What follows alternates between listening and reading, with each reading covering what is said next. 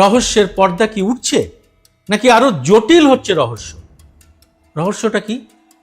রহস্যটা একদিকে ইভিএম আর অন্যদিকে পেগাসাস স্পাইওয়্যার। ভাবছেন দুটোই তো পুরনো বিষয়, এ নিয়ে আর আলোচনার কি আছে? কারণ এই দুটো বিষয় কিন্তু গত কয়েক ঘন্টায় কার্যত ঘুম কেড়ে নিয়েছে মোদী সরকারের। মার্কিন গোয়েন্দা প্রধান তুলসী গাবার্ড হঠাৎ ইভিএম নিয়ে মারাত্মক বক্তব্য রেখেছেন।